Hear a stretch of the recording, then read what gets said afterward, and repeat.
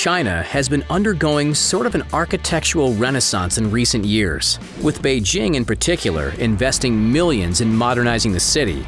Instead of building the tallest properties, one tower in the city decided to turn their construction into a work of art.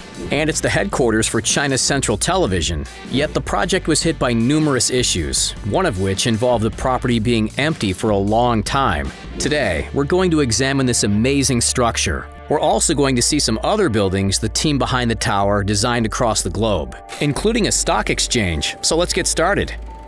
Since 1987, China's Central Television has had their headquarters on Fuxin Road in Beijing.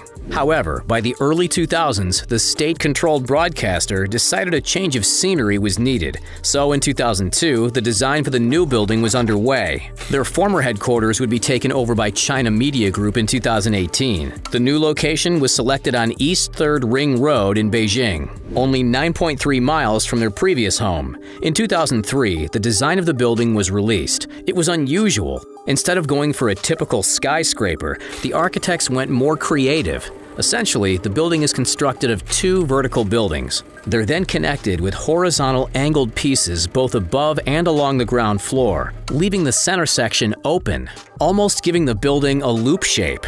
In 2004, construction was underway on the new building. By 2008, the outside of the building was complete. However, there was a big setback, something which we'll delve into shortly. The CCTV headquarters would officially be completed in 2012, yet it wouldn't actually be opened until 2013. Even then, most of the building remained empty for quite some time. By 2014, the building was half-filled with CCTV employees. This is likely down to the bad press and further repairs from the incident. Eventually, the other half was filled too.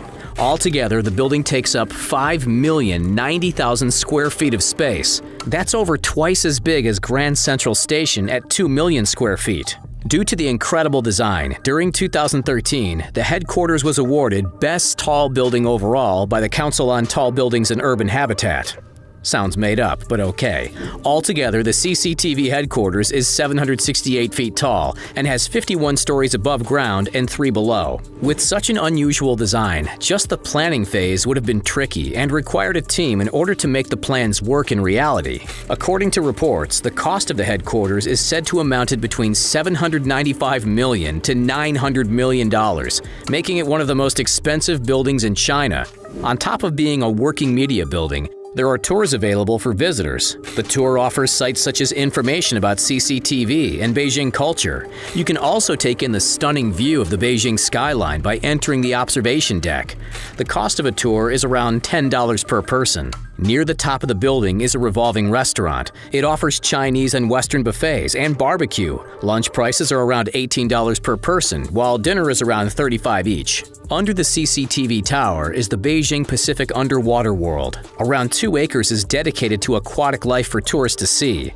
There's penguins, jellyfish, and seal enclosures. There's also a touching pool, an aquarium tunnel, and opportunities to swim with various fish and sharks. The facility also hosts shows involving mermaids. The entry fee for Underwater World is around $14. The architectural firm that designed the CCTV Tower was the Office for Metropolitan Architecture based in Rotterdam, Holland. The project was headed by Dutch national Rem Koolhaas and German national Ole Scheren. When China was looking for designers, the Beijing International Tendering Company held a competition.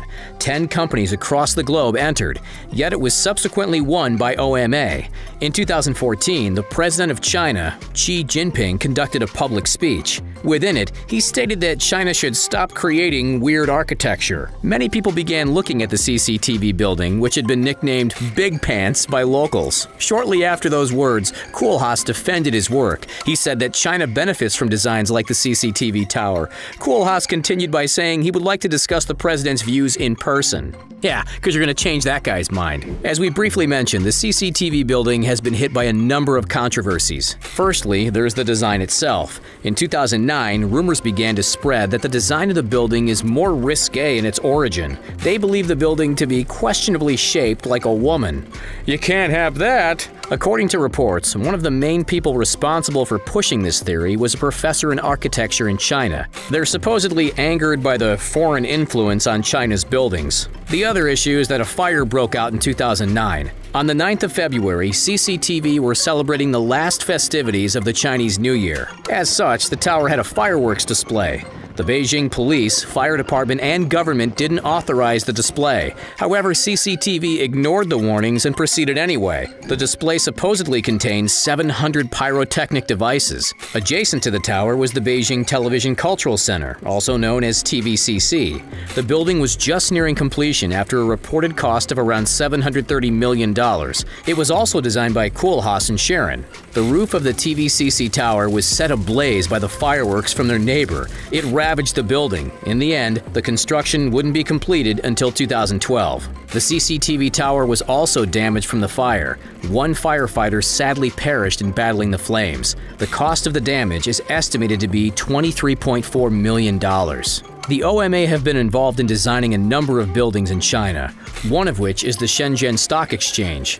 The design, like most OMA projects, is different to typical buildings. The structure is formed with a vertical tower and a raised base, making the stock exchange building look like a sword. Construction on the site began in 2008 and was open for use in 2013. It's 806 feet tall and has 49 floors altogether. The cost is reported to have amounted to around $500 million, which is a drop in the ocean compared to Shenzhen Stock Exchange's market capitalization, as that was valued at $2.5 trillion in 2019. On top of their work in Asia, OMA has also worked on projects in the US. This time, it was the Seattle Central Library. OMA worked with Seattle-based firm LMN Architects to create the building. Construction began in 1999. The new building was vastly needed.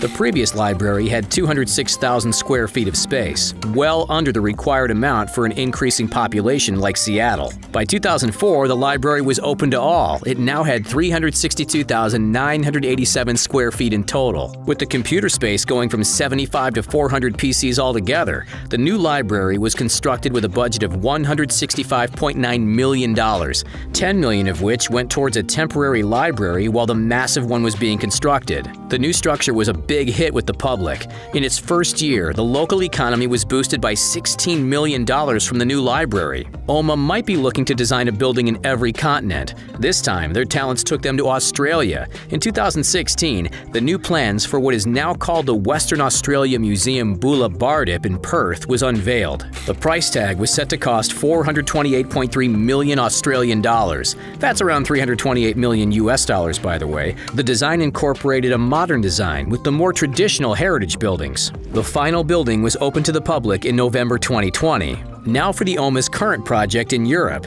It's in the midst of being constructed in Manchester, England. The building will be named The Factory. It'll be home of the Arts Gala, the Manchester International Festival. The plans were made in 2017 and construction broke ground in 2019. It's expected to be finished at some point in 2021. The venue has been designed to incorporate a range of art, such as dance, theater, music, opera, visual arts, and so on. The 143,000 square foot project originally had construction costs totaling £130.6 million, which is around $180 million.